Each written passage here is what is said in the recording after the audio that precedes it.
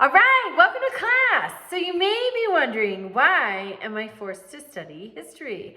Well, that's because history repeats. For example, Hubert Humphrey, ever heard of him? Most likely not. He was Lyndon Johnson's vice president in 1968. In 1968, after the primary process, President Johnson decided he was not going to seek re-election, and he threw his support behind his vice president, Hubert Humphrey. And the reason we've never heard of him is because Richard Nixon, whom we have heard of, beat Hubert Humphrey. So in 2024, when President Biden decided after the primary process that he was not going to seek re-election and he threw his support behind Vice President Harris, history could have told us this is a campaign that is doomed.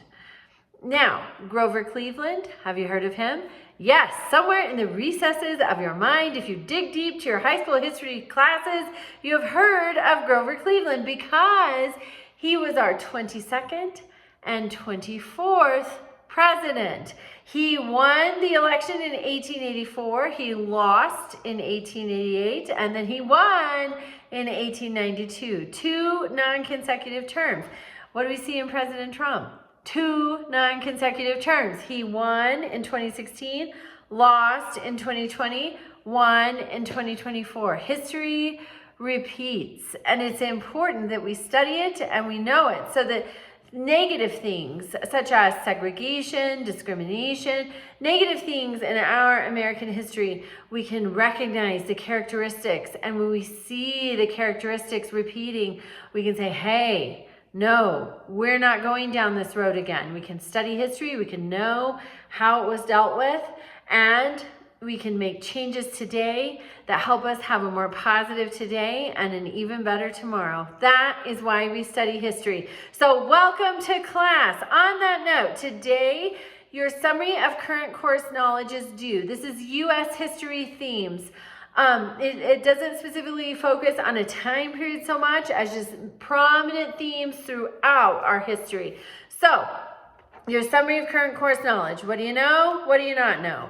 It does not need to be extensive. And that's due today. Your introduction, which is my personal favorite because I get to know a little bit about each of you, that is due on Wednesday, along with your response to discussion question 1. You're examining the hunting tribes versus the agricultural tribes.